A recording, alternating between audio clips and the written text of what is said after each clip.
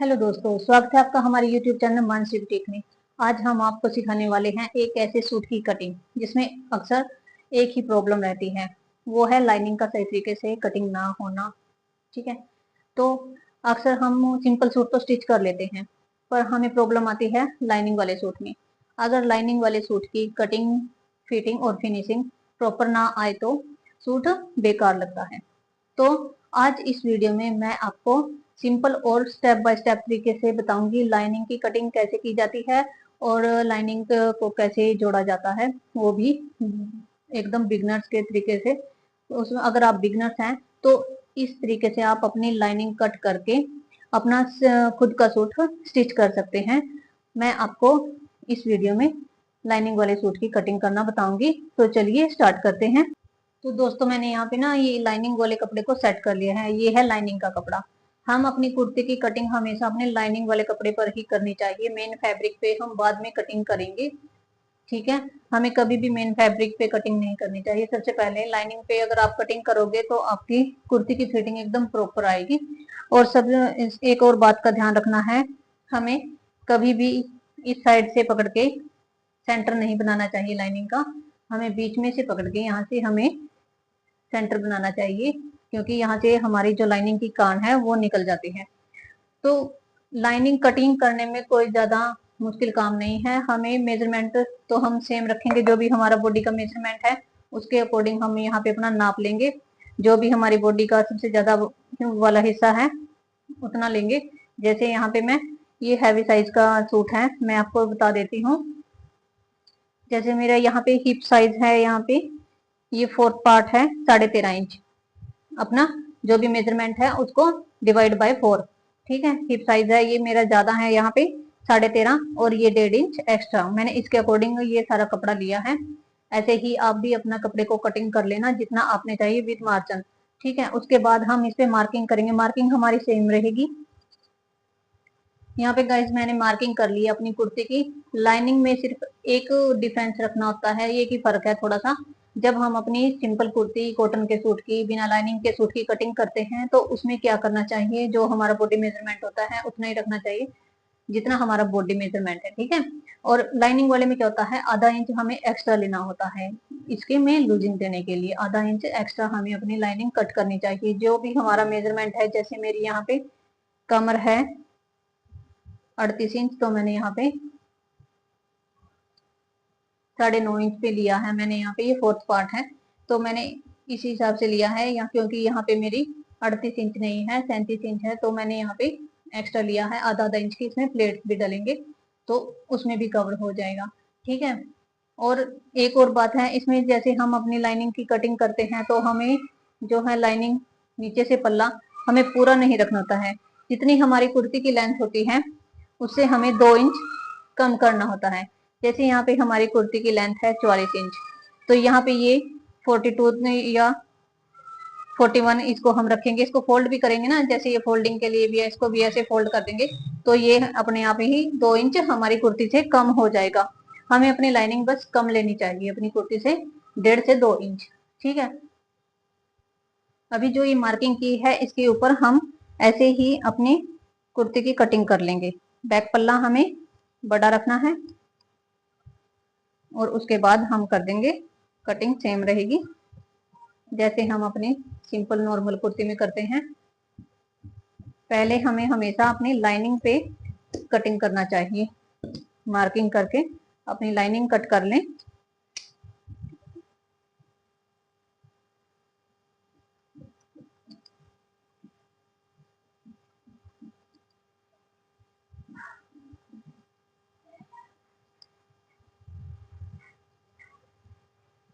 जो जो भी आपकी कटिंग है, ये जैसे फ्रंट पार्ट की ये जो छिंटाई करनी है, ये भी हम अभी कर देते हैं।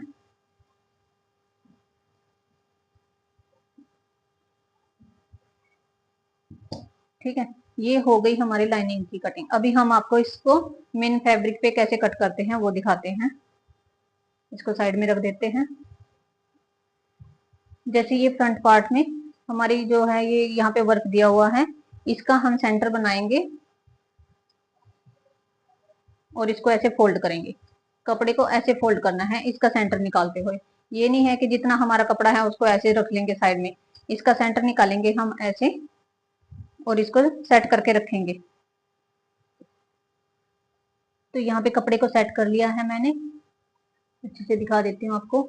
यहाँ पे ये कट वर्क है, नीचे कोई मार्जिन नहीं लेना है इसमें, ये ऐसे ही रहेगा। यहाँ से हम अपने इंची टेप को उठाएंगे, जितनी हमने लेंथ रखनी है उस वहां तक अपना निशान लगा लेंगे। जैसे यहाँ पे मैं 45 पे निशान लगा रही हूँ, 44 हमारी कमीज जो है तैयार रहेगी। मैं 45 पे एक मार्किंग कर रही हूँ। जो मैंने मार्किंग की है इसको हम सीधा कर लेंगे स्केल से, फिर उसके ऊपर कपड़े की लाइनिंग को सेट करेंगे ऐसे। जो भी आपकी मार्किंग है, जितना मेजरमेंट है उस हिसाब से। अभी जो ये हमारा ये फ्रंट पार्ट है हमारा, तो हम देखेंगे अपने फ्रंट पार्ट को उठाएंगे। ये है हमारा फ्रंट पार्ट, बैक को साइड में रख देंगे और फ्रंट पार्ट को, जो ये हमारी लाइन है लंबाई वाली, यहाँ पे रखेंगे इसको एक सीधा करके।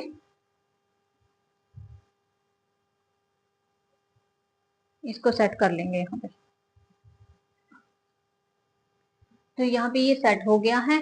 अभी हम कटिंग कैसे करेंगे इसकी, आधा आधा इंच एक्स्ट्रा छोड़ते हुए इसकी कटिंग करेंगे हम। वैसे हमारी मेजरमेंट हमारा यहाँ पे लगा हुआ है, हमें कुछ नहीं लेना है इसमें, सिर्फ आधा आधा इंच एक्स्ट्रा लेते हुए हम इसकी कटिंग कर देंगे इस तरीके से।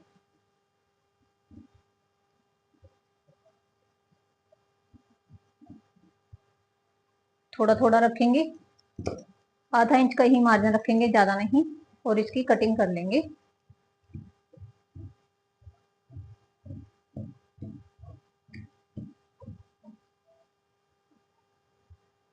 जैसे ही फ्रंट पार्ट की कटिंग हो गई है, ऐसे ही हम बैक वाले पार्ट की भी कटिंग कर लेंगे।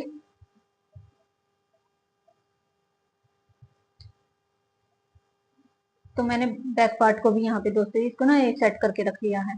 ठीक है, इसकी हमने जो एक्स्ट्रा कपड़ा था फोल्डिंग के लिए वो भी मार्जिन लेना है, क्योंकि फ्रंट पार्ट में हमारे जो है कटवर्क है उसमें हमें मार्जिन की जरूरत नहीं है, पर यहाँ पे मैंने इसमें एक्स्ट्रा मार्जिन लिया है बैक पल्ले के फोल्डिंग के लिए।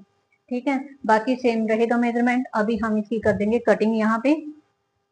ठीक है दोस्तों, सिलाई का ये सबसे बड़ा मैजिक यही होता है, हमारी छोटी छोटी जो डिटेल्स होती हैं, अगर इसको हम ध्यान में रखेंगे तो हमारी ड्रेस एकदम प्रोफेशनल तरीके से तैयार हो जाती है।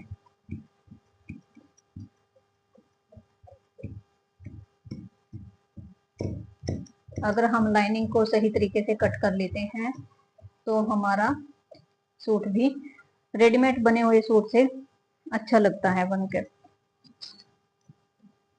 बस ध्यान क्या रखना है, थोड़ी सी कटिंग का ध्यान रखना है, और कुछ ज्यादा इसमें लाइनिंग वाले सूट में कोई ज्यादा बड़ी प्रॉब्लम नहीं है।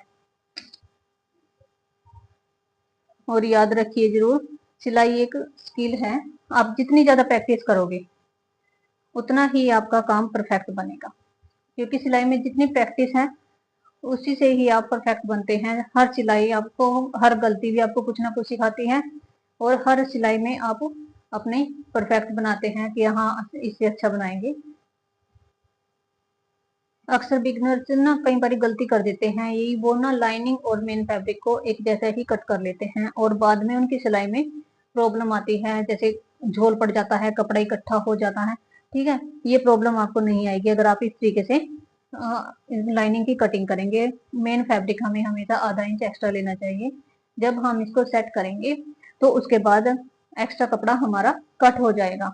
ठीक है, आपको इस पॉइंट का ज्यादा ध्यान रखना होगा। ठीक है, अभी मैं आपको इसमें लाइनिंग कैसे जोड़ते हैं ये बता देती हूँ।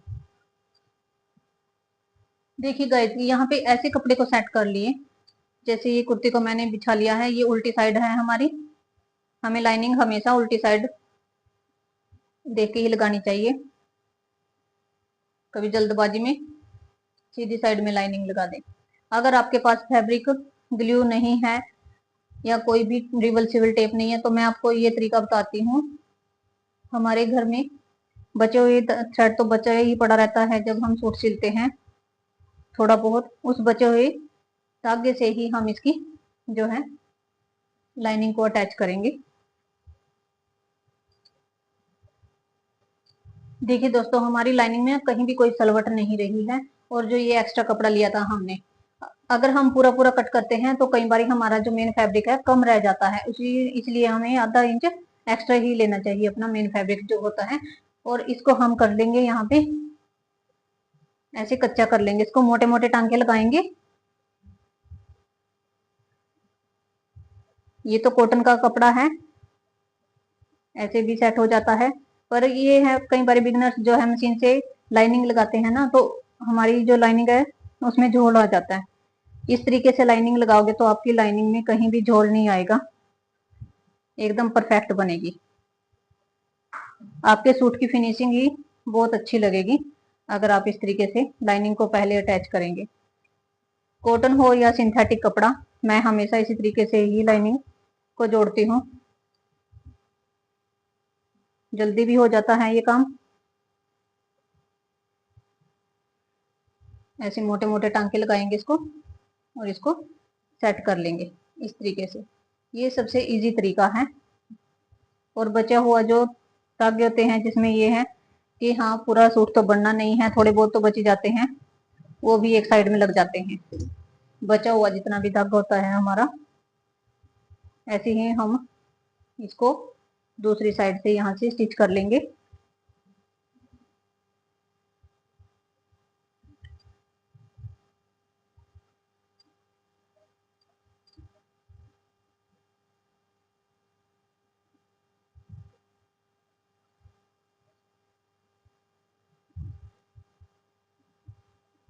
जो भी हमारा कपड़ा बच जाता है इसको बाद में ही कटिंग करना चाहिए हमेशा।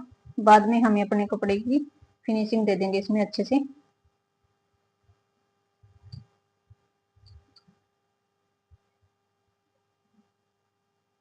कॉटन का कपड़ा हो या कॉटन की लाइनिंग, तो ये हिलती नहीं है, आसानी से चिपक जाती है। इसको सेट करना बहुत आसान है। पर जो सिंथेटिक लाइनिंग होती है उसको भी अगर आप इस तरीके से जोड़ोगे ना, तो वो आपको वो भी आसान लगेगी, आपका कपड़ा इधर उधर नहीं फैलेगा। और मशीन से, अगर सिंथेटिक कपड़े की मशीन से आप लाइनिंग अटैच करोगे तो उसमें झोल आने का डर लगा रहता है। ठीक है, हैवी साइज है, ज्यादा दूर तक नहीं जा रहा है। अब इसको हम फोल्ड कर लेते हैं। इसी तरह है कि हम लाइनिंग सूट की, चाहे सलवार हो पैंट प्लाजो हो, तो उस पे भी हमें पहले लाइनिंग पे कटिंग करके बाद में मेन फैब्रिक पे कटिंग करनी चाहिए। तो हमारे सूट में ना कभी भी कोई प्रॉब्लम नहीं आती है। अगर सूट में प्रॉब्लम नहीं आएगी तो हमारा सूट इजली बन जाएगा, जल्दी तैयार होगा। इसको हम ऐसे सेट कर देंगे। यहाँ पे ये हमारी लाइनिंग हो गई अटैच सिर्फ 1 मिनट के अंदर। अभी इसको ऐसे सेट करके रख लेंगे। ऐसे ही हम बैक पार्ट में लाइनिंग को अटैच कर लेंगे। जब कपड़े को सेट करते हैं तो कपड़े को भी ऐसे सेट करके इस पे हाथ से अच्छे से प्रेस कर लें, कोई सलवट ना रहे। ऐसे ही मैंने दूसरे पार्ट को भी सेट कर लिया है, लाइनिंग अटैच कर ली है इसमें। अभी इसको सेट करके रख देते हैं। तो दोस्तों, ये थी आज की वीडियो लाइनिंग वाली कुर्ती की कटिंग। आपको ये वीडियो कैसी लगी कमेंट करके जरूर बताएं। अगर आपको वीडियो पसंद आए तो वीडियो को लाइक शेयर एंड चैनल को सब्सक्राइब जरूर कर लें, ताकि आपको ऐसी ही और हेल्पफुल वीडियो मिलती रहे। अगर आप इसकी स्टिचिंग देखना चाहते हैं तो आप कमेंट कर सकते हैं। तो मिलते हैं आपको नेक्स्ट वीडियो में, तब तक के लिए बाय बाय, हैप्पी स्टिचिंग।